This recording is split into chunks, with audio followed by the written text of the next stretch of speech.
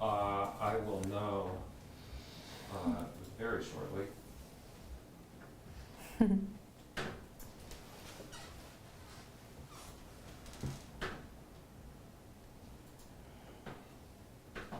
It claims to be streaming, but No sense being too positive or certain. I don't actually see it streaming, so. Not to be trusted. Here is not. Do you want me to double check on my phone? Yeah, actually, if you can bring up YouTube, you see I'm at the Dirt Space home. Oh, yeah, Good? yeah, We're good? are live. All right. We're live! Yay! Welcome everybody, whoever's watching. This is our On Deck speaker series, and we have very special guests today. I am Cynthia Chan, I'm the Administrative Director of the DIRT, and we have our esteemed faculty today. Welcome to the space you spent a lot of time in. Yeah, we're going to spend the next 45 minutes or so sharing your story with our community of students and whoever's watching, and to learn a bit more about how you came to the DIRT and teaching and your passions and etc. Sounds good. And there will be no hot wings involved, like I had joked about. I would have been fine with that. Okay. I would Yeah. not. I would. And he doesn't eat chicken. I don't eat birds. Okay, great. So we're a good mix. Yeah. Okay, so I brought this just to like a little homage to baseball and the ball exercise that I witnessed in the Sandbox, the course that Janelle and Sean teaches. So I'm going to toss it to you first. Why don't you introduce yourself and explain how you came to be here? Okay. This is the grip for a four-seam fastball. My name's John Gordon, and I guess started that I've been teaching for a while. I taught at Equity Showcase and with David Rotenberg and Bruce Clayton for about 9.5 years, and then thought that that it might be kind of good to start in my own place and see what that was like.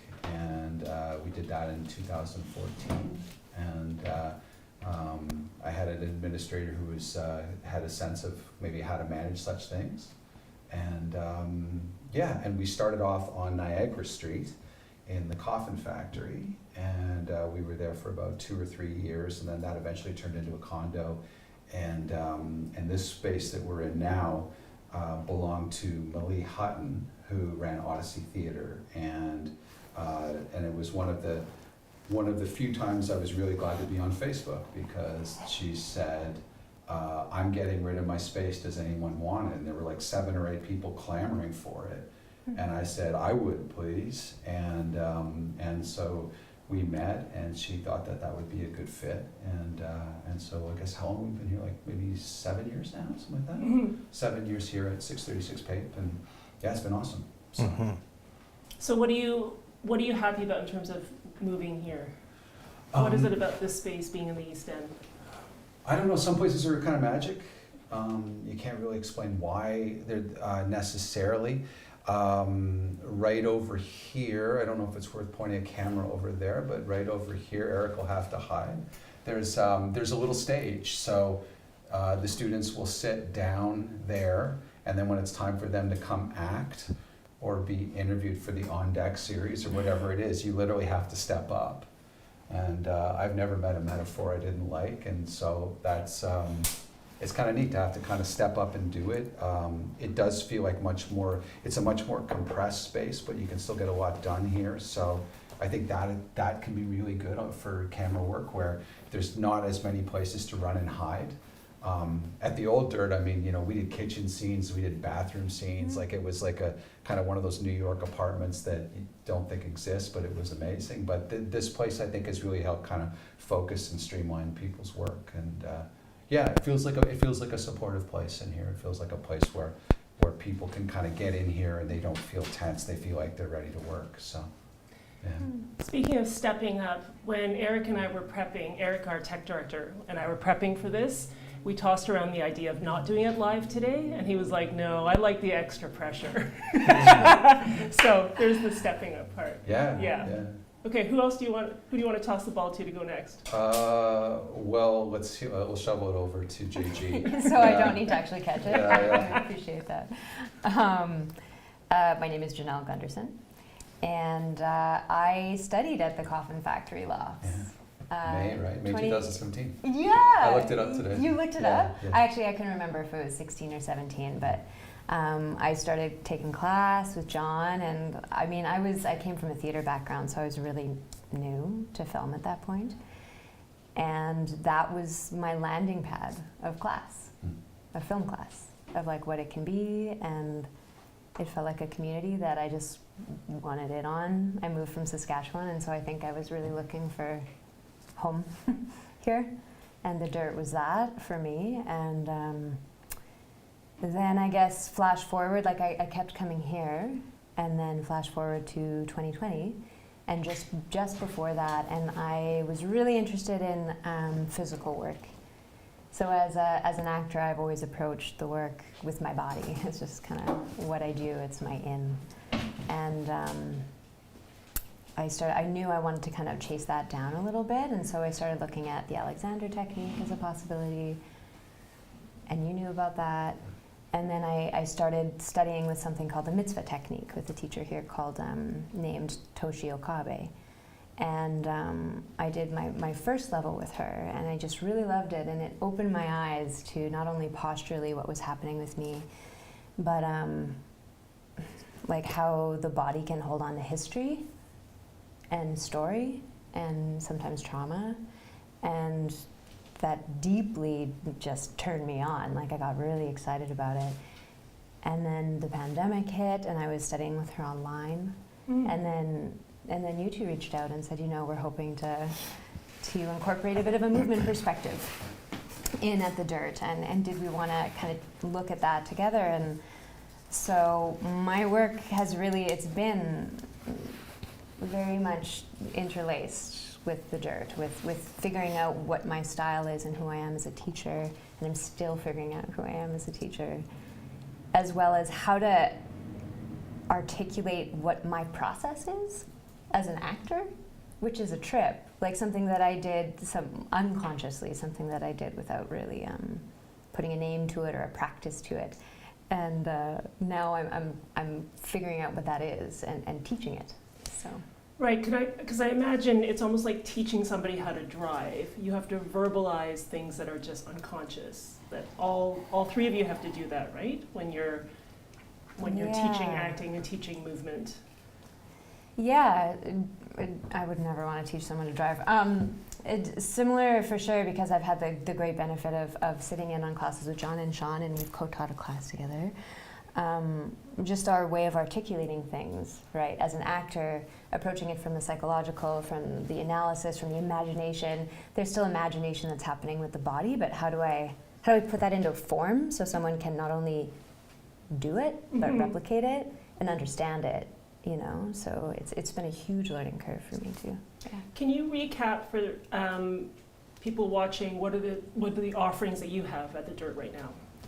Yeah, right now I don't have anything currently Or what on you've offer, developed. but what I've developed. Yeah. Yeah. So I was doing a 3-class movement series, which was a three-class character embodiment series is what I'm calling it. So developing a physical character.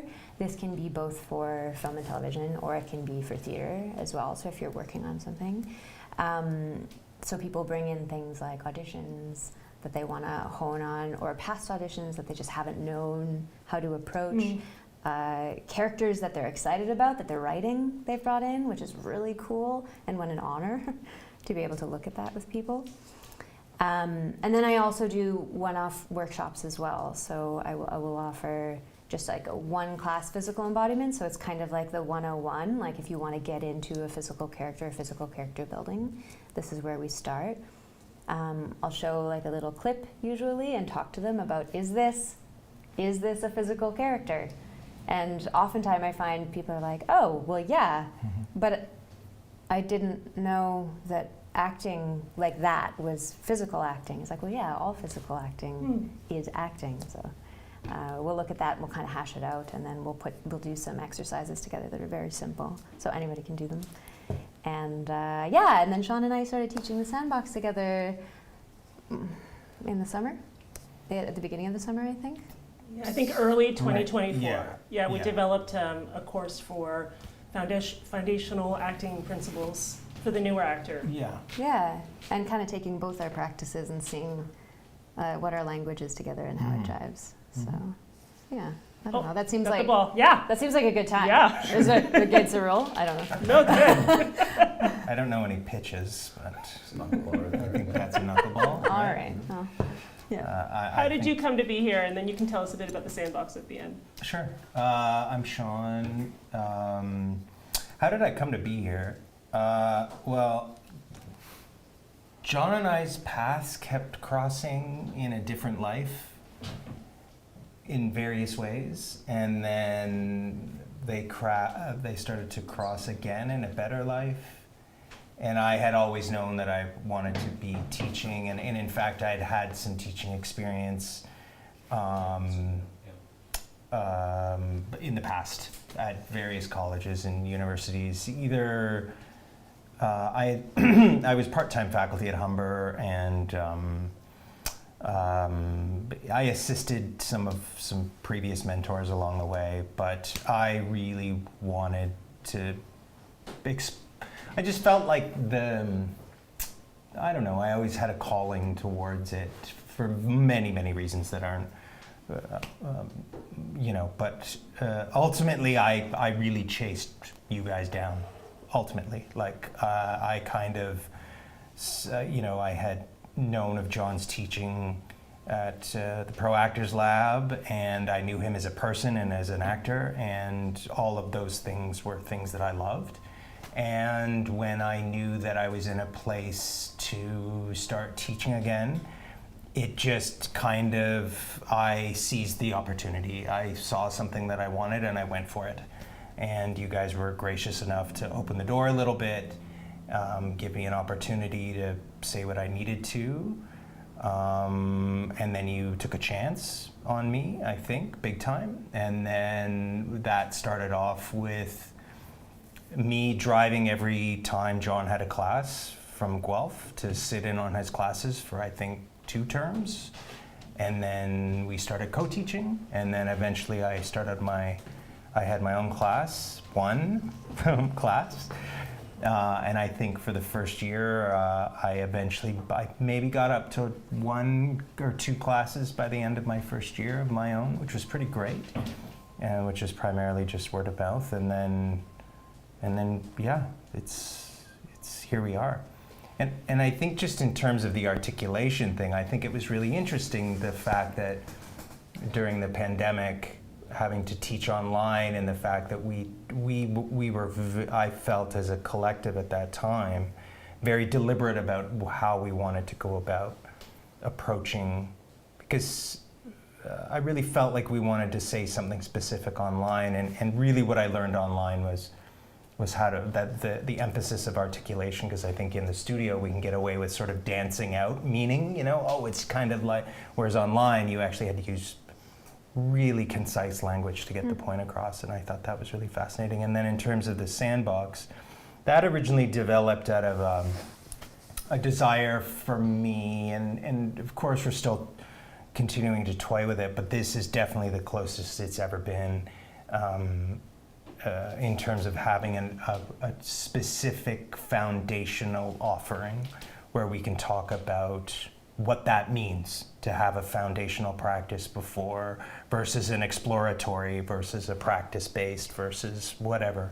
But I think foundational feels like the healthiest way to put it, and it feels really natural that Janelle and I are doing it together, because I'm walking away learning a lot, like, everything from working with somebody to how many times we're actually on just so much I'm walking away with. So yeah. Yeah, so far I think you've you've co-taught together 2 full sessions of the Sandbox. Yep. Yeah. Yep. Yeah. And they were two vastly different identities, but I don't know. I can't say enough about how cool it was. On a totally selfish level, I learned lessons that I needed to. I got to answer questions I wanted to, and I think, based upon the students that are interested in coming back or are coming back, it's gone over really well as well. So what have you learned from Janelle from co-teaching with her? Like if you had to sum it up in like 2 sentences, and then you can think, I'm gonna ask you the same thing. What have you learned teaching with Sean? And you co-taught with, when we were onboarding Sean, you co-taught with Sean. That's right. So whoever can think the fastest and jump I in. can think the fastest, Okay. or maybe I'm ready. It's a competition. I And got he has it. the ball too. Now, I think what I've learned from Janelle is not something that I haven't really thought of before, but to the depth that Janelle sees a person, like just really sees them. And I think one of a foundational ethos at the Dirt is to meet the artist where they are, and that requires seeing, without judgment, without your own agenda. without being able to let go of a predetermined clever narrative and seeing something for its visceral existence in the present moment. That's what I've taken from Janelle. Yeah. Props, Janelle. Thank you, Sean. Can we get rid of this? Yeah. Oh, you want to get rid of it? I'll put it in my pocket. Yeah, I'm just gonna play with it. Yeah. Do you want to hold on to it? No. Okay. I'm a prop actor. Okay. I can go. I something I really took away from our 2 terms at the Sandbox was teaching is, and I really learned this from Sean. Teaching is a very cyclical and reflexive journey. So it's not as though you go in there thinking, oh, I have everything figured out, and now I'm going to show you how to do it, and I'm going to offer it to you. It's a very humble offering, and it's really taking from the people that come into that particular class. Right. There's like a back and forth. Yeah. Right. Yeah. There's Like a the back, ball. There's a Yeah, figure like ball 8 and exercise. yeah, Yeah. exactly. Of what they come in with, and that includes their full imagination, their full backstory, and all of it. And Sean, I just really feel like you see the individual, but also you're always looking to be a better teacher and always looking to learn from the people that are in the room with you. And I think that's fundamental to being a good teacher. And the good teachers I've had in my life, maybe if we're lucky, we get to count like on one hand who they are.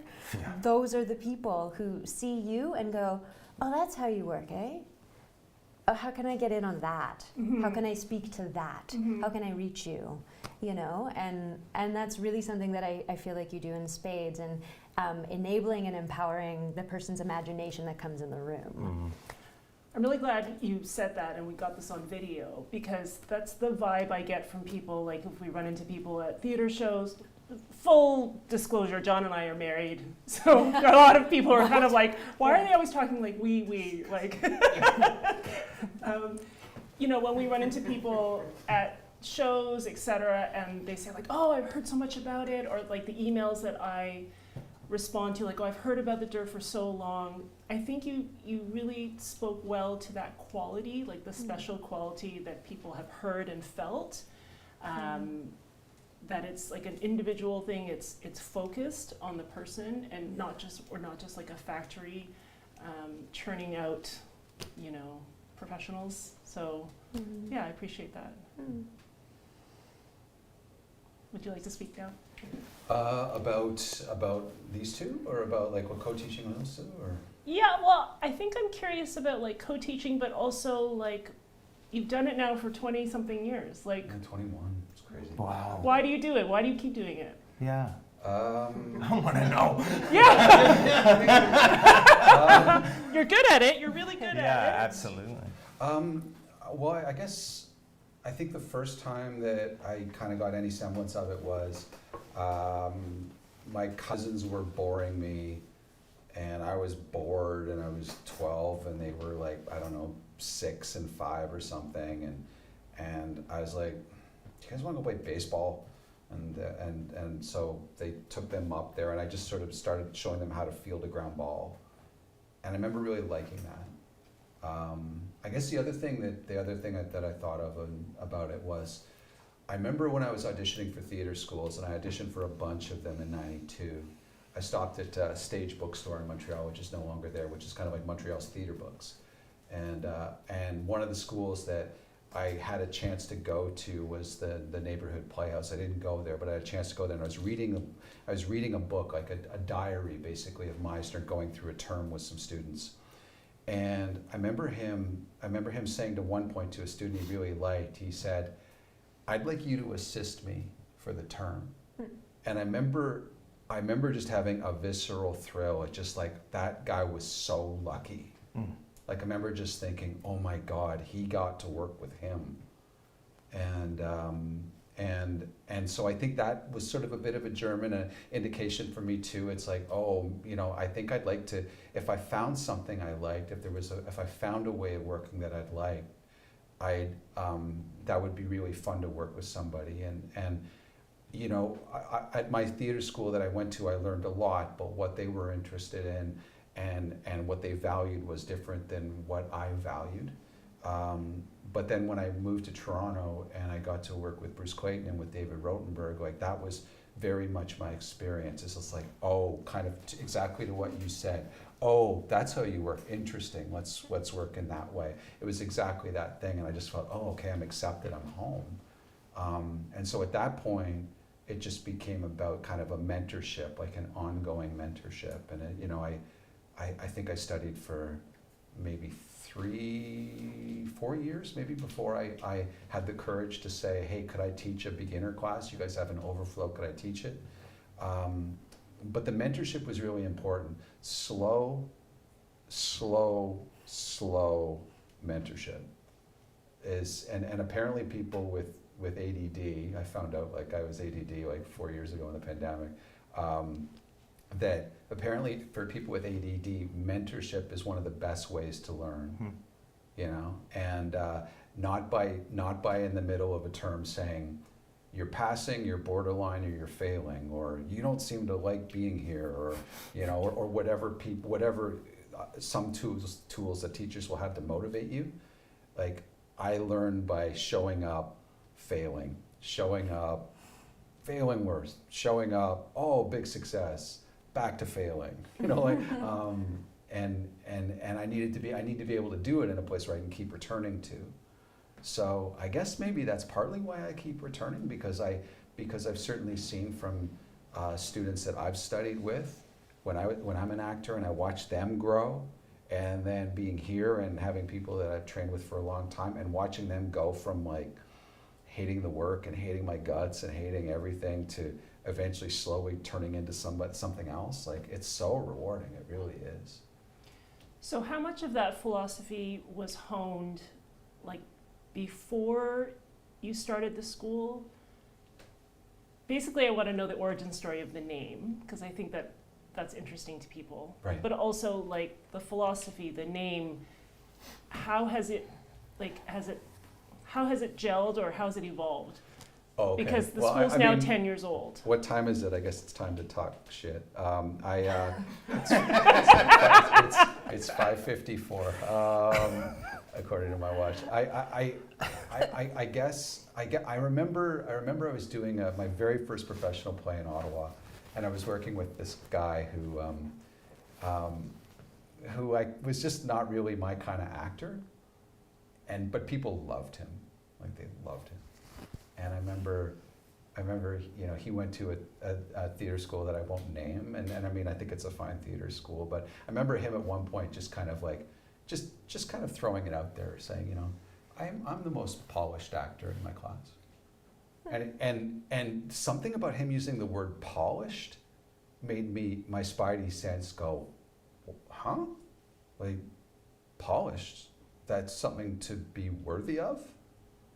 And I think maybe where I had trained, there was also maybe a little bit of an emphasis on like polish and sheen and repetition and being able to repeat with specificity, and I'm just not that kind of actor. Like, I'm a mess when I work. Sometimes I'm awful, and sometimes I can be really good. And so I always had that polished thing in mind. And so then when I was listening to one of my favorite bands, Drive By Truckers, and they had a song called Bulldozers and Dirt, and there's a song in there about, and it's this guy, and it's the guy in the song is a total creep, but one of the lines in the song is he says, you know, what I'm really interested in is the dirt underneath. And I thought, oh, and we were looking for a name too. Like, we spent a lot of time looking for names. Like, we're gonna call it like Billy Ringo School, or Actually, our son at the time, who was 6, wanted to call it the Castle of John. the Castle of John. It Yeah. was almost the Castle of John. It was Acting never School. almost the Castle of John. It was never almost the Castle of John. I hope not. Yeah. The hot corner, we're going to call it the hot corner. Yeah. It's it's a baseball metaphor. If you play third base, ball comes at you really quick. They call That's it the right, hot corner.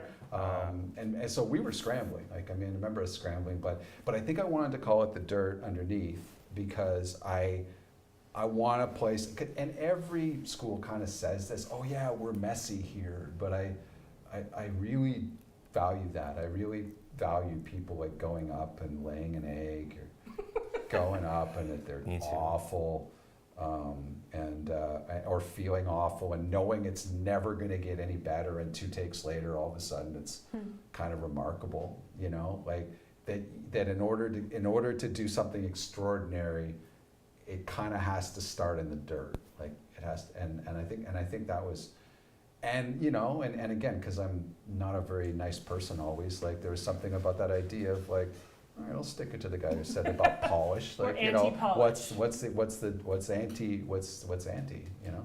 So on this note of the messy, like what's a messy note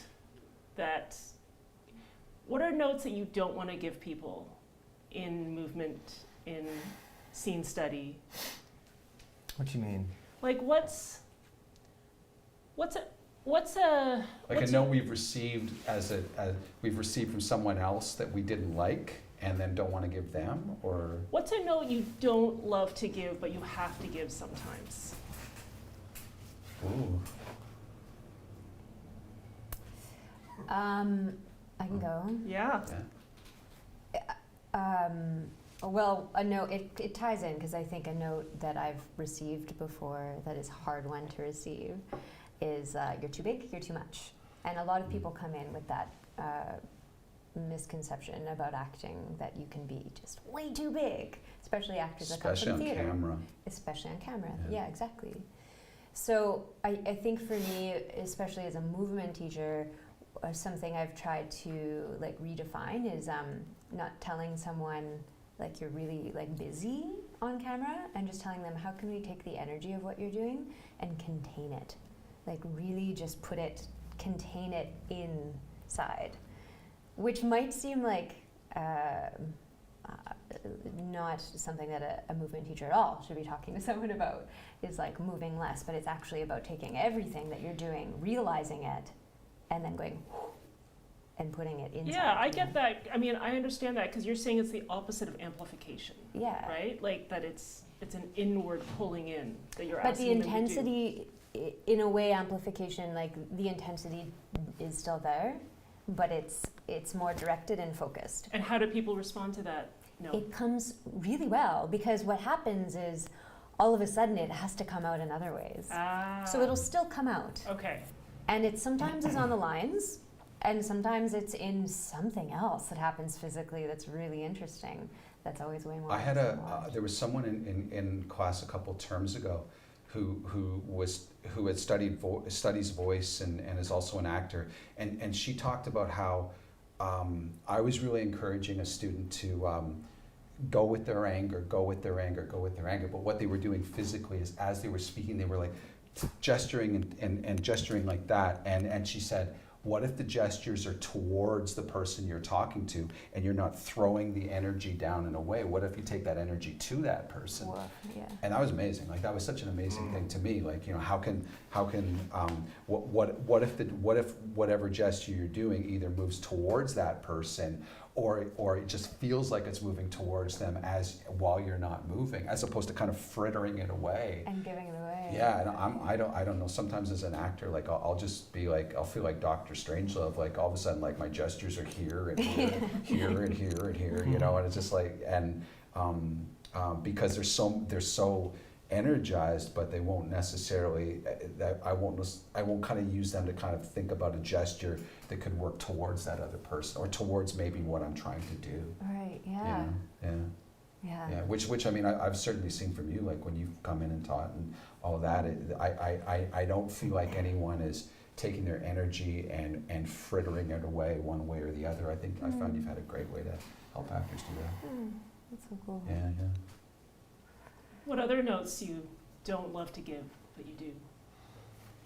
I think I can speak to a note I refuse to give. So when when I was in my first theater school, because I went to far too many, I had my first theater school. I had a voice teacher.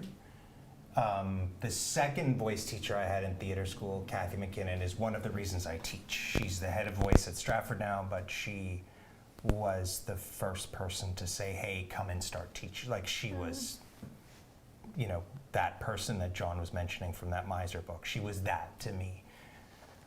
She was my voice teacher in my first year, so she's definitely, and Peter Bailey that's his mentor as well. But the voice teacher I had previously would start every single note, okay, you're not. And I would not hear anything after that. All I heard was, I am not. Okay, you're not. Every single note she gave started like that. You're not doing this, you're not doing that. Yeah, I mean, you didn't, I mean, yeah, okay, you're not, you know what you're not doing is this.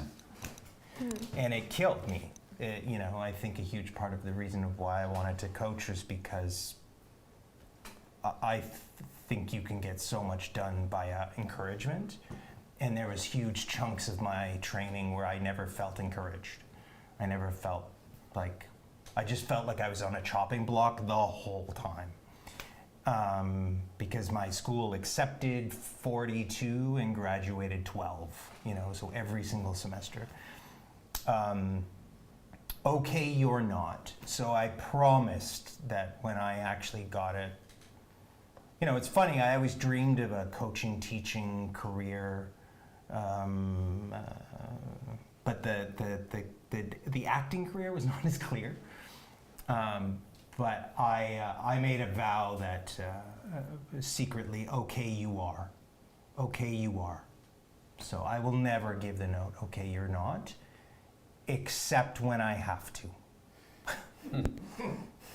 And that sucks. When it's like last tier, I need to actually go, okay, we've tried everything, and I need to point out why we've gone in.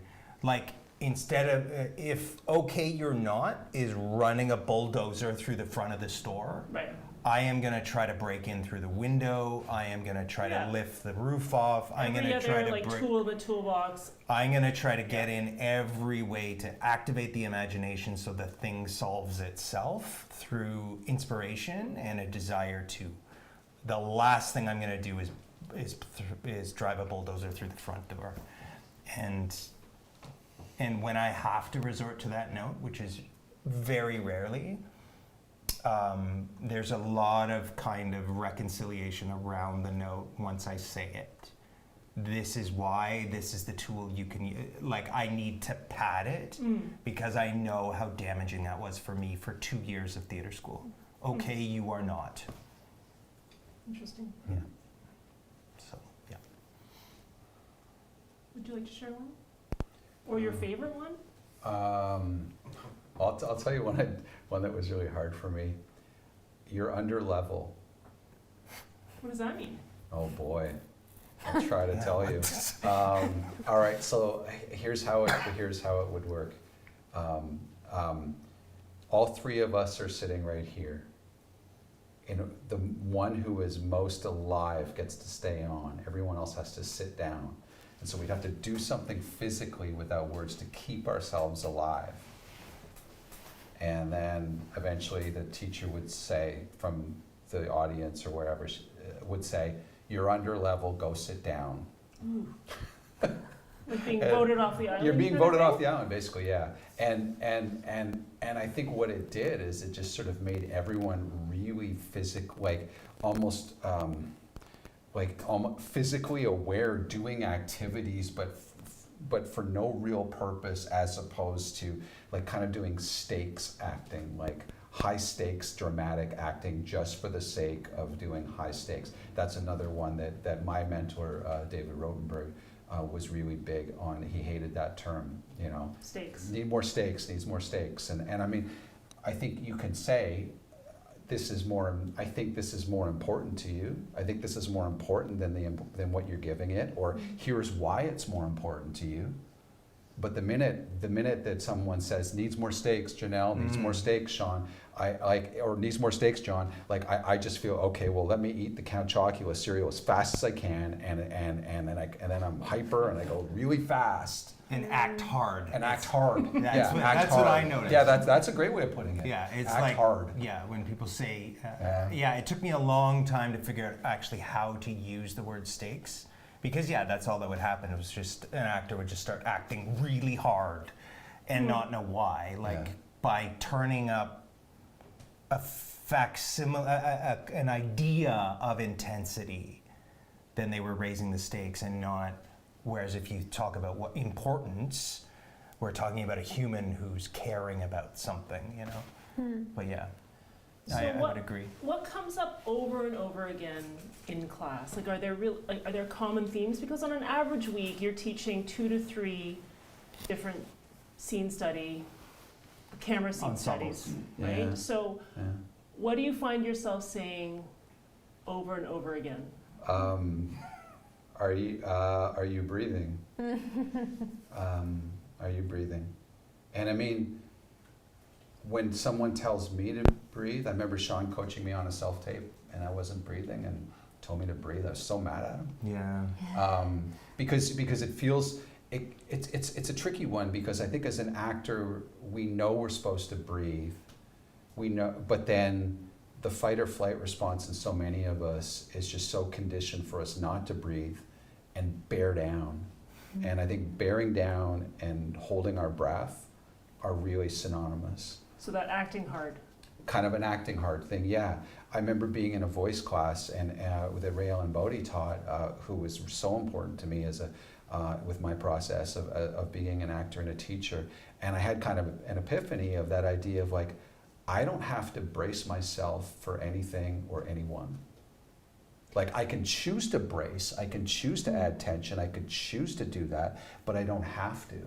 And I think as someone who carries a lot of physical attention, I sometimes feel like, well, in order for me to tell the story, I have to physically brace myself and then kind of shut myself down, which means I'm probably not breathing as much as I could. So I think one thing that I've witnessed in Janelle is by asking someone maybe to move to maybe think about moving from here, or moving from here, or where do they initiate their movement from, all of a sudden people are breathing. So it sort of speaks a little bit to what Sean's talking about coming at something indirectly.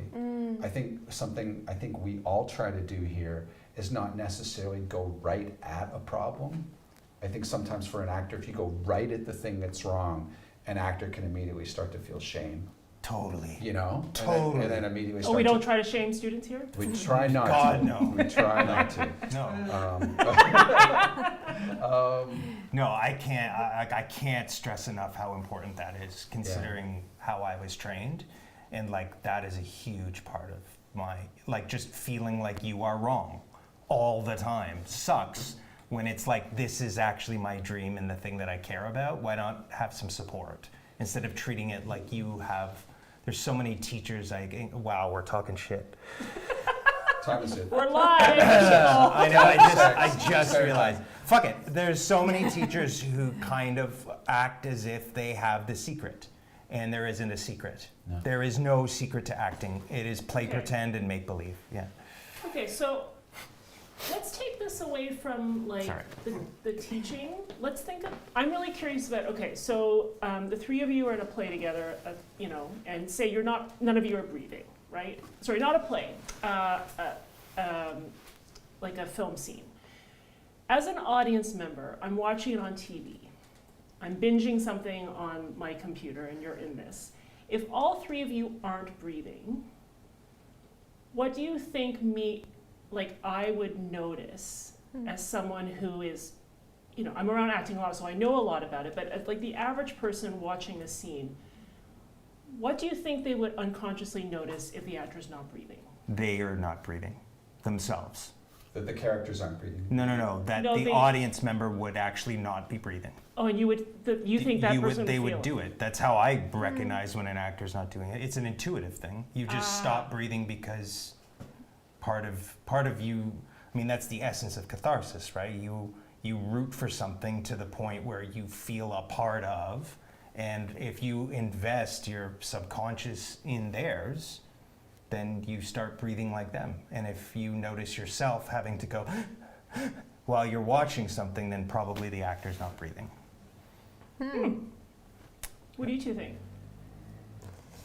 What do you think the effect Yeah, is? I think Yeah. that's really interesting actually, because that's kind of a superpower if you actually use it to your advantage. Because like if you're a character who wants to have that effect on someone, then you can absolutely use That's it. so smart. I mean, you said it, but No, I think from a that's smart. physical standpoint, there's like from myself when I get nervous. Yeah, if I shut off and I'm here and I'm actually not dropped in and breathing down, it comes like up in my shoulders and my neck. And I know this because an old neck tension injury has started coming back lately. And when I do self tapes, all of a sudden I feel this shake at the back of my neck that's not really perceptible to anyone except for me, but it's like a gentle shake. And it's a nervousness, and it's also just like a bearing down, as you say. And it also happens in my eyes. All of a sudden, my eyes just go like So hard. then the audience member would notice like hard eyes. hard eyes. Yeah, like Okay. not letting the camera come Okay. into me. It's Okay. just a pushing out. Okay. That's something that Yeah. Rothenberg was very big on, was the idea of ideally trying to working from a place where the eyes were softer while you're in a scene which has a lot of tension in it, as opposed to locking in like that. Now, I think everyone, depending upon who you are or what your physiology is or how you grew up, like, are going to have a different relationship with soft-eyed, hard-eyed. Like, you know, I think every Scottish member of my family, when they get excited, they tell a story like this, you know. So, but yeah, if I'm not breathing, I will.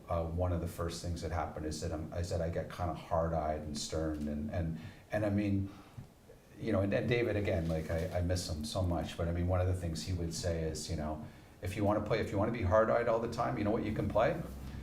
Preachers and killers. Well, I was thinking You know, about like, yeah. Tony Soprano. Yeah.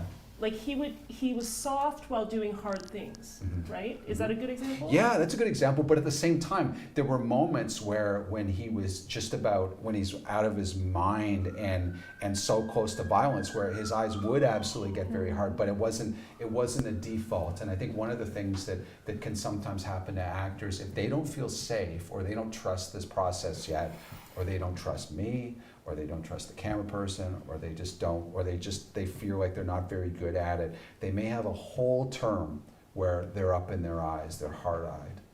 And I try to be patient with it, because I think one of the one of the things Sean was talking about earlier is that idea of diagnostically saying, this is what you're doing, it's a problem.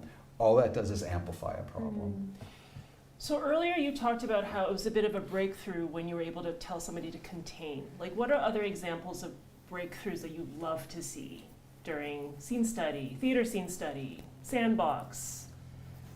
You know what's really interesting is it's kind of connected. It's actually as me as an actor breakthrough moment. It was in one of your classes where I was playing a very high status character, and John gave me this notion or this idea of relax for power, because I think that it was my tendency, and still can be my tendency when I'm playing higher status characters, to like really show that I've got a lot of power. Right. Because I'm 5'3" maybe, and Right. have a lot to prove. But this idea of like, this was before I started teaching physically too, of like, can you sit back in it, and can you see I love to hate, or like whatever it is, to invite in that kind of confidence and power. And as a teacher, as a movement teacher too, I think sometimes people come in and they expect like choreography when it comes to Right. teaching something. Like, how do I show that I'm confident? Right. When it's Like power pose. fake it till you make it. Like all of these, Right. which are useful and they have a lot of real science behind it. But when it comes to like creating a confident, powerful body, I think a lot the misconception maybe is like throw your shoulders back and like puff. Chest out. Yeah. Right. When it's sometimes a little bit more interesting and more productive to have someone tap into like their sternum, and what happens if that like comes up a little bit and you invite some like upward energy there, and then just see what it does. And then it's kind of like maybe what you two are talking about, of like taking like the more indirect way, instead of choreographing their body into like a shape, and then they feel like they have to stick there for the rest of the scene, being like, yeah, but what if an energy lives here and it's going up and you breathe from there and it like leads you, and like what does that do to the rest of you? So yeah. Cool. What was the question? Breakthrough. Jeez. I think a breakthrough that I mean, there's an individual experience that I think is really important, that I noticed over the past couple of terms, from where it's the is that it breakthrough, meaning, oh, it's that easy. You know, I think there's an experience where it's really vital, where all of a sudden knowledge becomes wisdom, becomes trusted, intuitive responses in the moment. So all of a sudden you're just back to playing again, and it feels like, oh, it's kind of easy. Like, I think there's a beautiful thing when that happens, when somebody goes, oh, that's it? You mean there's no labor? And I think the thing that I learned last term and the term before was, I think a lot of people like myself really, really believe that if it's fun and full of joy, I have to earn it. I have to earn it with labor, and I have to earn it with tireless prep, and if it's that fun and that joyful and I get away with that, like, you know, the thing that I've been singing in class recently is like, what does acting offer us? It really doesn't owe us anything. It doesn't owe us a career, because it offers us an opportunity to experience things in life and get away with it for free. Like, I would love to rob a bank. I think it would be really fun. But the victimization and the years in jail and those sorts of things I would not want to do. But in acting world, I get away with it for free. And so at a certain point, you have to realize, what are you up to? You're actually just robbing the bank. And is that it? Yeah, that's it. Here's your gun and rob the bank. Like, yeah. Cool. Yeah. One of the things that I think one of the best notes I ever got from Rothenberg, from David Rothenberg, was if something wasn't working, he would sometimes say to me or to another actor, he'd say, "You know more about this moment." And that, isn't that great? Isn't that great? Like because it's so empowering for the actor, because I think there can be a real tendency for us to kind of go, okay, I need to really read a challenge for the actor again in chapter 4 and go through the exercises or whatever it is. I need to go through an acting textbook, and I got to drill and I got to drill and I got to drill. But that thing, you know more about this moment, can really allow the actor to come through in the way that only they know how to do. You know, that only they know how to do. So it's intuitive. Yeah, Trust and yeah. intuitive. And I mean, to you know, to pick up on what Sean was saying, like, you know more about this moment of what it would be like to rob a bank. It doesn't have to be a lived experience. It doesn't have to be something that you got to murder somebody in order to play a murderer. You know, if I'm driving down the street and someone's crossing the street on their cell phone like this, like, and on a red, I know kind of what murder might feel like, you know, like, I mean, I know, I have the impulse to kind of think, all right, you know what, like, we all live in this world together, and if you keep walking like that, then you might not live in this world anymore if you keep doing that, you know, I know, I have that impulse, you know, and so, and we all do, and so, but you know more about this moment is one of my very favorite ones that I kind of keep coming back to, you know, that, as a way for everyone to have access to be able to play something that maybe think they don't know how to play, because I think no matter what we try and do, I mean, I know for myself, like, I haven't auditioned in a few years, but just before I go into audition, the squirrels start talking to me. The squirrels aren't helpful, you know, they're like, the squirrels are the asshole friend, the assholes who are just trying to help, and what those assholes will sometimes say to me is, if you say it this way, you'll book it. If you hit that line, you'll book it. Oh, when you did it in that kitchen before, that time, that was the one. Like, okay, bear down on that. And then I get in the room, and Christian's my reader, and I don't know what color his eyes are. I don't know if he's tall. I don't know if he's as handsome as he is. I don't see him at all because I'm just so wrapped up in my own stuff. Because what I haven't really allowed forward is this idea of, okay, I'm auditioning for this thing. I know what the story is. I know what my responsibility is in the story, and I know about this moment. If you hire me, here's how I'll do it. Right. You know, and I think one of the things that I like about this place and that I've tried to help foster is this idea. This is a place where you can be afraid to do it. This is a place where you can kind of hate acting as much as you love it. You know.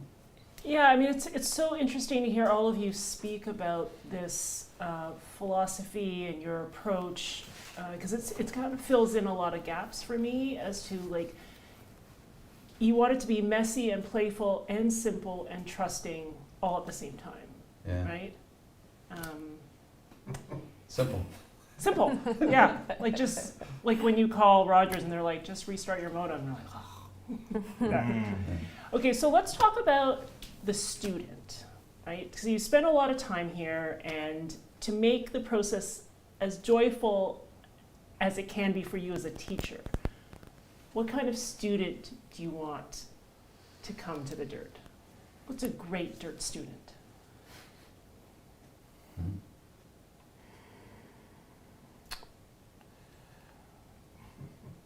Who is a great Dirt student?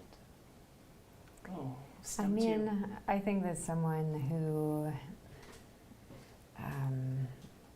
I don't know why this word keeps coming up for me, but there's like a fine balance, right, between confidence and a humbleness and willingness to continue to ask questions.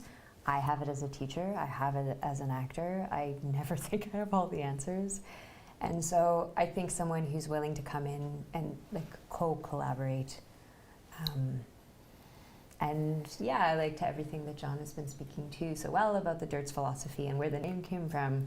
I mean, someone who's willing to go to those places and really try something out, and not expect, like, the expectation isn't that you're going to leave to be a star.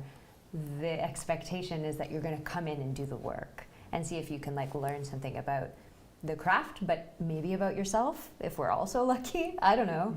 That's why I want to be an actor, is to keep, and I still take classes as an actor, is to learn about myself in addition to. So there has to be a curiosity there. Yeah, put it more succinctly, yeah. I think generally someone that I like to teach is somebody who likes acting more than they're more focused on, they like acting more than they like how's it going to serve my career. Can I, oh, okay, I'll keep, geez, I feel nervous.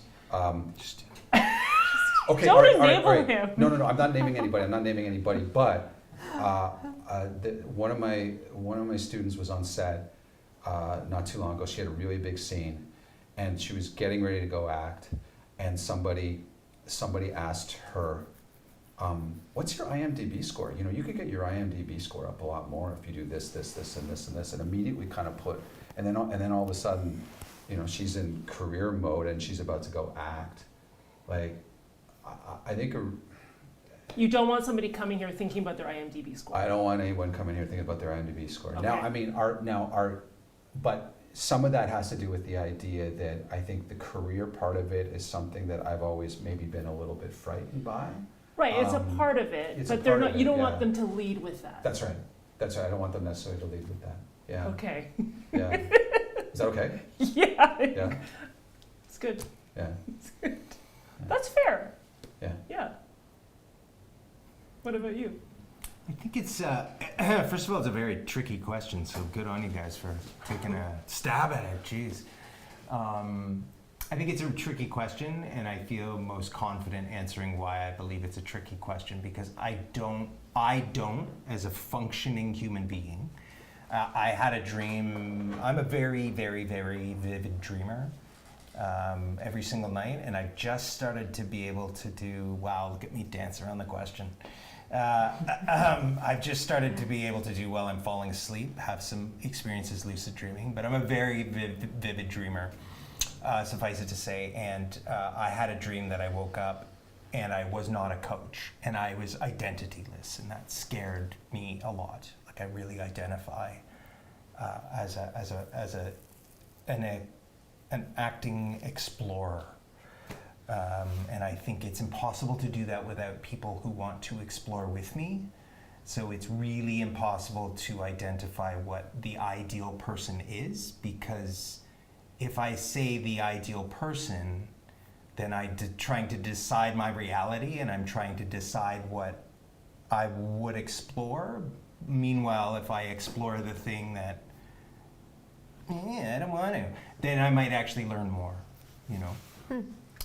I like how squeamish you all are with this question. It's a challenging question. And Because it's yes, and it's, hey, we wouldn't exist without the people who are curious just about us, period. It's also nice to be in a place with like 8 weirdos, and they're all weird in different ways. You know, I think that can kind of be the part of it too. It's nice that people can come from sort of different backgrounds and different schools and of thought and show up here, and then we have the opportunity to embrace what they're doing and maybe add a little bit here and there. Like, it's absolutely, and Yeah. you know, this back and forth, you know, because I live with you and I work here, and I'm thinking about my own chiropractic practice, like my relationship with patients and my coaching clients.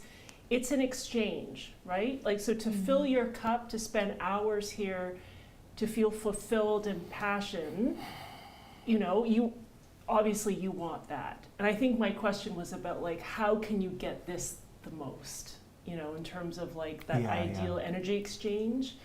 I have not been a part of us going, we've always given everybody the opportunity to be a part of the dirt, and I, like, most of the time, if not all of the time, people want to be here for the right reasons, it seems. No, I think we've been really lucky. And if it's Yeah. not their place, then We're super lucky. yeah, if it's not their place, then that's part of it too. I think you know, if I had, as a younger man, it didn't occur to me that the school that I went to wasn't my place. I thought it was something that I was doing wrong. Mm-hmm. You know, People have choices. Yeah, and so. And people change. Yeah, people change, and I know when I was, and I know that there are some people that I've taught where, there's been a couple people I've taught where, specifically, their teacher was away, and so they suggested they come here, and I could tell, like, they were like T-minus 2 weeks till this stuff's over. They were ready to go back to their teacher, and that's completely fine. Like, it's such a personal thing, and it requires so much trust, and my language my language or how I go about it or what I emphasize isn't necessarily what everybody emphasizes. So there's so many different kinds of ways to do it, and I have to sort of be careful to try not to be all things to all people. Like, you know, if they're not buying in, like I will try to help them buy in, but if I can't get through, then I can't get through, and you know. I feel like that's the answer. I feel like that's the answer. Yeah. He's like +1, ditto. Yeah. Okay, Yeah. let's kind of start wrapping up on more of like a lightning round, because I'm going to Sure. use the thread of your language. So I'm going to direct certain questions to each of you. Okay. Your Is- we're all breathing? language, Is everybody breathing? No. Yeah. No, I know. I'm sorry. on average, so these are going to be short, snappy answers. All right, so I'll try. on average, how many sports metaphors do you use in a 4-hour class? 3. Okay. More? 5. Okay, 5. On average 5. in a 5-hour class, so 1.25 an hour. Yeah. Okay. Yeah. Sean, what's harder, learning chess or teaching acting? Teaching acting. Yeah. Janelle, most embarrassing acting moment? Oh, Or how has your teaching changed since being a mom? no, I can go with the first, but Okay. yeah, no, I peed a little on stage once for sure. I Okay. screamed so hard Okay. that I peed a little on Your stage. I character was needed to very pee. embarrassed. Yeah, did she? Yeah, yeah. Are you wearing white? No. Okay.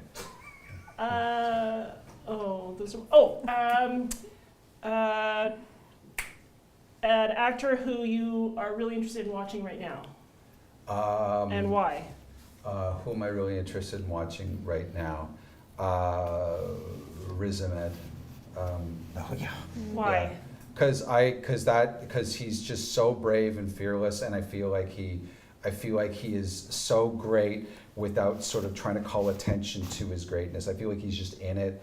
I love every single thing he does. And when an actor is that good, I stop trying to question why they're good. I just go, I'm with you. I'm surprised, and I get out of being a teacher. I'm just in the story.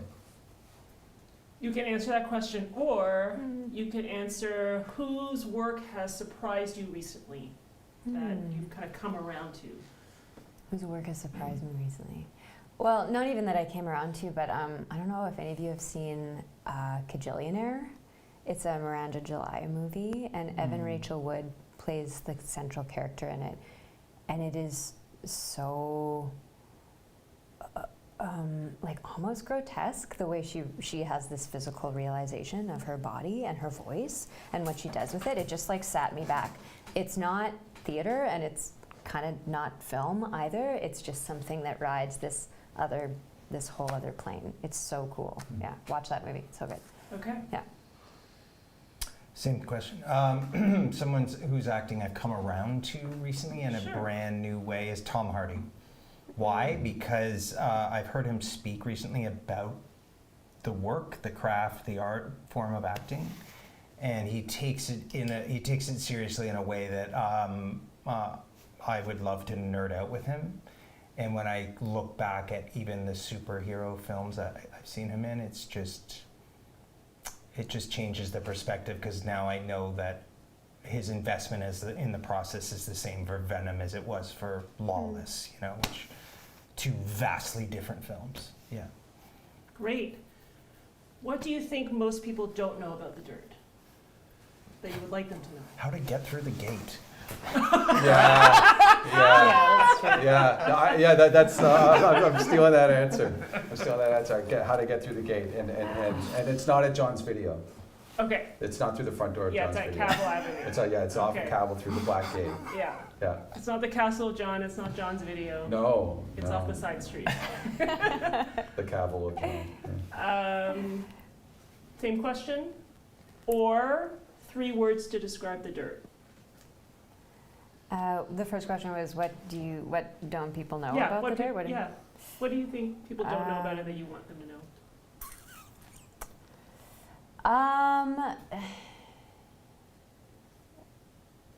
Is that the people that work here care about it a lot. like work here, teach here. And yet we call ourselves dirtbags. we do call it. We call ourselves Lovingly. dirtbags. Yes. lovingly, Yeah. Yeah. I think the students really root for each other. That's something that I mean, it sounds like a brag, but I've heard students talk about it. I was talking to somebody yesterday about it as a student who said that it was one of the first places she came to where she came in, she sat in on a Monday night class. No one really knew her. She did her work, and then at break, like she was driving home, and people were going by her in the bike line, going, "Way to go! That was awesome!" Mm. You know, and I think that sometimes it can be a competitive. It can be competitive. I am not without jealousy and without envy. I have it. I try to do my best to sort of not have it, but as much as we can here, like. And this is actually something that's sort of contentious, maybe in because I was rereading David's book today. You know, ACT is his, which is such a great book. And one of the things he talks about is he says ensemble.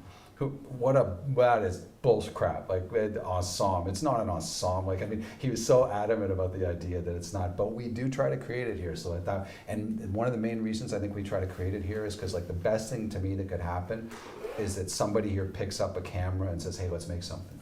Mm. You know. I mean, if somebody books a bunch, great, awesome. But Right. if somebody just says, "Hey, you want to make something?" Yeah, like that would be for me. That's my dream. Like when people go and pick up a camera and they say, "Let's make something," that's my very favorite. Time check. Time check.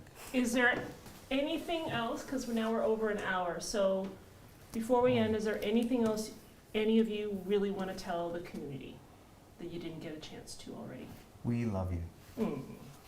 Mm. We do. That's nice. Mm. Anything from you?